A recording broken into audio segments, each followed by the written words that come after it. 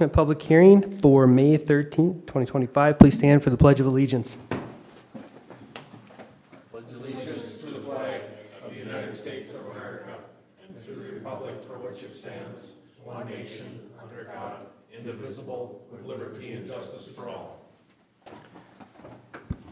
Thank you. I have a few items to cover before we get started. Please sign in at the door if you have not already done so. There you will also find a detailed handout of the step-by-step procedure we will follow tonight if you wish to take one. Please put any electronic devices on a silent mode at this time. Also note all testimonies being recorded for the record. Members of the Board of Adjustment are appointed by the County Board of Commissioners with one member from each of the 5 commissioner districts. Land Services staff is here to assist the Board of Adjustment with its duties. The task of the Board of Adjustment is to consider requests for variances and appeals from an order, requirement, or decision made by a county zoning official in accordance with the state law and county ordinance. Each request is considered on its own merit. The burden of proving the practical difficulty rests with the applicant. If a variance is granted, it is granted to the land, not to the landowner. There's a protocol for how we will proceed tonight. For each variance request on the agenda, we'll hear a staff report, testimony from the applicants, and then the board will discuss and gather more information as needed. Next, I will ask if there is anyone in the audience wishing to speak to the request. I'll ask each party to go to the podium, state your name and address for the record, and give your testimony. Please be as factual as possible and direct all statements and questions to me. After all testimony is complete, I will close the public hearing portion of the process. The board will then review and discuss the case in terms of our finding of fact criteria as required by Minnesota statute and county ordinance.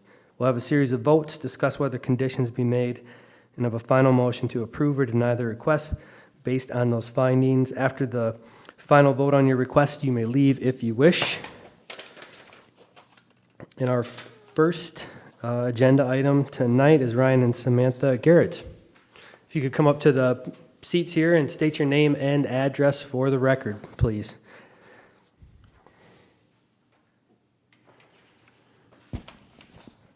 Ryan Garrett, 1747 52nd Avenue, Holdingford, Minnesota, 56340. Thank you, sir. And I believe everybody here was able to visit last Friday, with the exception of myself.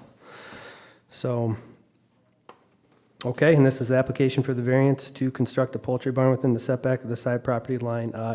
Miss Amy, staff report? Yes, Mr. Chair. Again, this is a request to encroach on the property line setback with a poultry laying barn. The ordinance section that pertains to this is section 1208.1 that requires a 200-foot setback from property lines. Here's a aerial photograph of the property. And then, the staff report highlights is this operation is a registered Tier 1 dairy feedlot at the moment, and the applicant proposes a poultry egg-laying barn 100 feet from the north property line, which is a 100-foot encroachment. All other setbacks would be met for this barn. With the number of animal units, no tier change would occur, so no conditional use permit would be required after this. And also a member of the Elmdale Township Board did provide comment in support of this request. And here is a site drawing provided by the applicant, so you can see that north property line is what they're looking to encroach on. And then here are some photos that were taken at the viewing. This is from the driveway.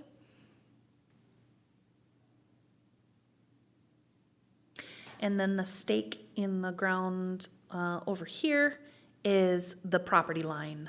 And then, of course, that barn would be out there. And then here are criteria questions, Mr. Chair. Thank you, Miss Amy. Anything to add, revise, look good, sound good? Nope, looks good. Okay.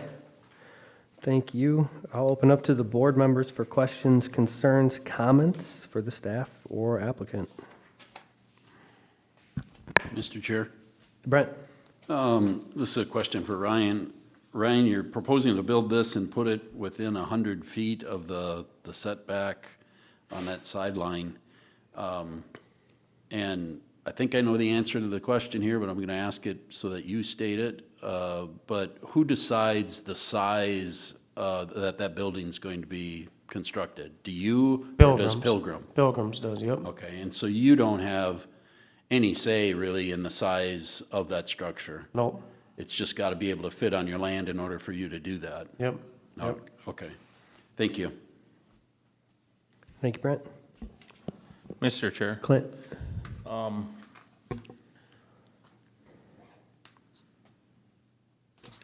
I guess I do see it now. So you stated, Ryan, in staff reported here, one of your answers for putting it up there, you wanted to stay away from somebody's house to the southwest. Yep, on the southwest side there, Marvin's house would be right there. That'd blowing straight into his yard Oh, okay. if we went on the Yep. south side of the So you'd meet driveway. the setback, but for the smell and all that. The setback would be really close. Okay, With the house distance, but just the overall smell okay. would be in his yard. Okay, so I just wanted to know that. And then another question is, on that north side, I'm assuming that's where you'd push out the manure? Correct. Your feed tanks would probably be in the middle, right? So you Yep. push out manure to that north side. Yep. You can have a cement slab out there, is it just gonna be on gravel, or what It would was? be on dirt as of right now. Okay, so one thing that I was thinking of is being you be pushing manure out on that north side, and if this variance will go through, you're encroaching on the neighbors already. Yep, So I was thinking about a condition, and it's no big deal, I don't think, but that you'd berm that. It could be just a 1-foot berm, you know, where you pile the manure so that it wouldn't run to the north. You know what I'm talking about? yep. So that the water doesn't run, the runoff wouldn't run onto the neighbors Yes. there, okay. That would I be- think that's one thing I was thinking about for a condition that I think that would mean something That would be to fine, help yep. protect the, being you're encroaching already, Yep, and that would help protect that. that shouldn't be an issue. Okay. Mr. Chair, Amy? I just want to make sure I understand what you're getting at there. So if you look at the drawing here, you're looking at if he's stockpiling manure, Yep. then there would be a berm on the northern end Yes. of the stockpile. Yes, that is correct. Am I following that? Yes, Okay. that's correct, yep. So that berm, would you want that right on the property line or just where No. I think I'm gonna put the, So you have, you're gonna have your barns built out the back, usually they have gravel and it's Yep. kinda all shaped out and it's flat.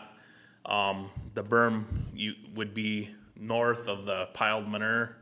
okay? It could be a foot away, but you couldn't pile manure past it.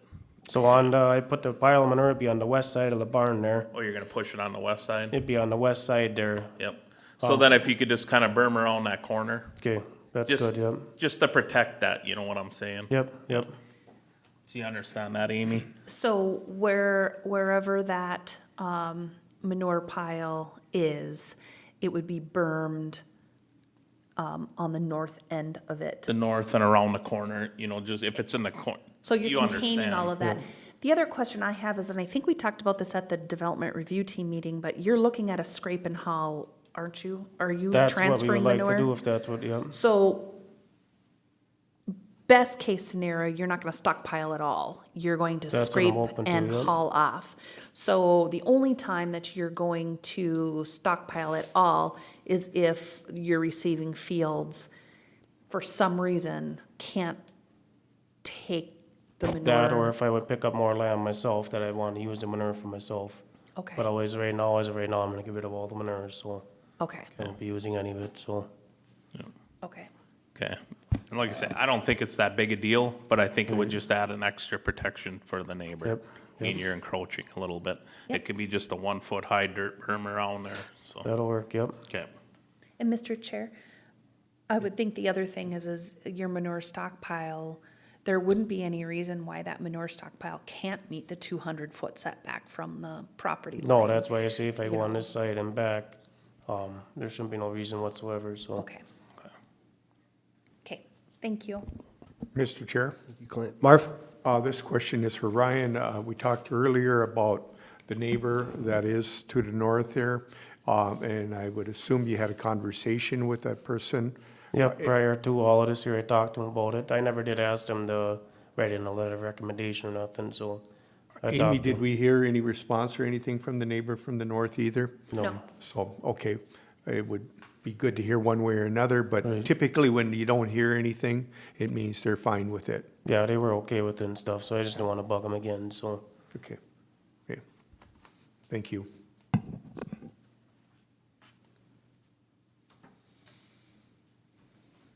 Okay. I guess just one last Yeah. comment, Mr. Chair. Yes, sir. In reading the items of discussion from the dirt meeting, there was talk about the grass, having a grass buffer around the barn. I don't know who to address that to, if that's something, Ryan, you can cover and let us know what the plan is there, and then, As soon as the dirt work's done, I'll seed it down in grass and it would stay permanently around the barn, will stay in grass. okay, and the rest of that is still gonna remain agricultural production As wherever long as you it doesn't can. look like it's gonna run off too bad, then yeah, it'll stay in agricultural. Is there a need to have a grass buffer defined here? How far As far he's gonna have from, that out? Yeah.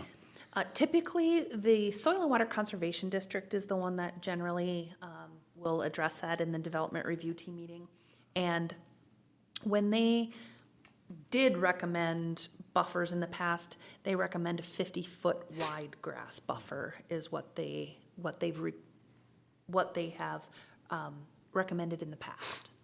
Okay, is that something that we need to add as a condition then at this point? I think it would be wise to address that. That's a big barn. It's a lot of roof. So, yeah, I would say I would like that condition. So Ryan, what we've done in the past, just to stay consistent, somebody, or all the barns, I guess, that come in and they're either too close to one of the lines, is we condition them to have a 50-foot grass buffer around. So what that means is, when you're done with your gravel and then the downhill slope, you'd have 50 feet of grass all the way around it, and then it could be your farmland.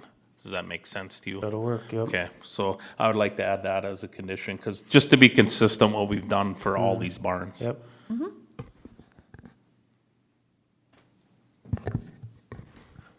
Okay. Any more questions, comments?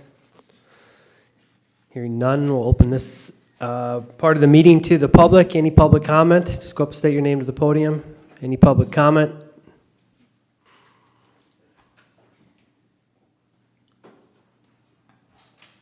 That podium right there, sir. Right behind you. Oh, okay, Yep, there you go. all right. Thank you.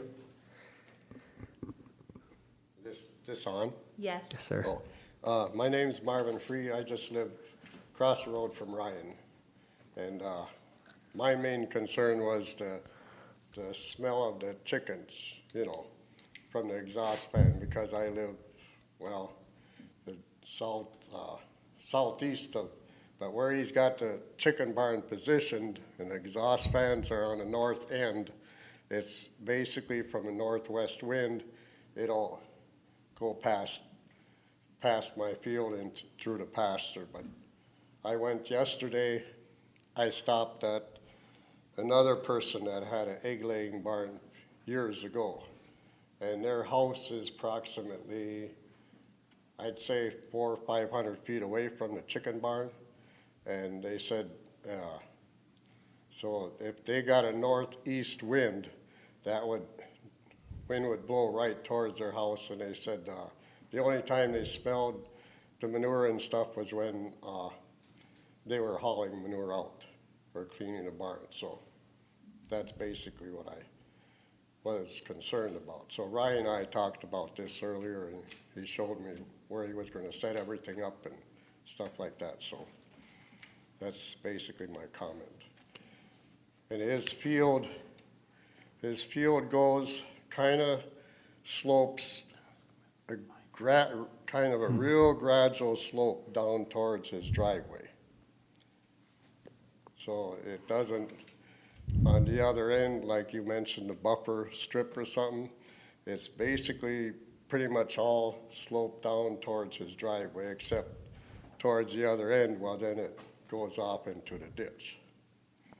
So, Okay, thank you, sir. yeah.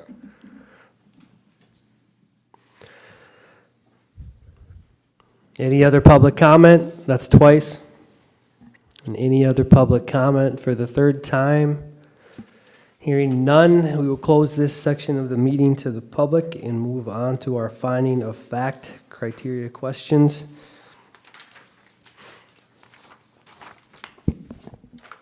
The first one here for George is the request in harmony with the general purposes and intent of the Morrison County Land Use Ordinance and Comprehensive Plan. This location for the barn, it's a very rural, with scattered residents. Ag is prevalent in the area. Deviation from the 200-foot side boundary setback, I believe, would put this barn in harmony with the general purposes and intent of the ordinance and comp plan. Thank you, George. Anything to add from anybody? Okay, question 2. Is the applicant proposing to use the property in a reasonable manner not permitted by the land use ordinance? Clint? Yes, here, the minimum requirement is 20 acres. He has way more acres than that. It's all ag. He's already dairy farming, proposing to already put it up in an agricultural field. This here is the most reasonable place to put it to mitigate using up and wrecking too much of the farmland that it's owned by this applicant. He's 100 feet short on the setback. I believe with the conditions that we've offered to impose here, I think it makes this real reasonable to say yes for this question too. Thank you, Clint. Anything else? Okay, question 3, will the issuance of the variance maintain the essential character of the locality? That one's over to me. This one was hitting the first answer to the question, but obviously we're in the agriculture zoned area, very rural, and the buildings as far as where they fit from the aerial map that we saw, but there's nothing out of the ordinary there, so there's no character changes here at all. All right. Question 4, is the alleged practical difficulty due to circumstances unique to the property? Marv? Well, what he stated here was that he doesn't own the property to the north of him, and it is ag land, and the neighbor that owns it seems to be okay with it. And here, this positioning this barn, he has he cannot put the size of the barn that's dictated by Pilgrim's Pride. So that is creating part of the issue, making it fit. He has the property, the amount of property to fit it, but just so he doesn't create issues in the neighborhood. The other neighbor with smells coming as directed, he was willing to work with it. So with that, makes it kind of unique, and moving it to that north end doesn't create a problem. Thank you, Marv. Anything else from anybody? Mr. Chair, I'd just maybe like to add, because we didn't talk about this or it didn't come up, but, Ryan purchased this farm, and when he purchased it, that land got split off and went to the previous owner's son. So that's part of it. So it's just the way that farm was kind of split up a little bit also helps or hurts this a little bit here, so. Thank you, Clint. Okay, question 5, is the need for the variance created by actions other than the landowner or prior landowners? Brent? Kind of dovetailing off what Marvin said there in the previous question on the practical difficulty. The need for the variance is due to the size of the layer barn. It's not determined by the landowner, the previous landowner, but it's determined by Pilgrim. And so we're looking at deviating from the 200-foot setback to a 100-foot encroachment. And I don't think that's really created by the landowner or the previous landowners. I think it's created by Pilgrim and the sizing of the structure that needs to be placed in there.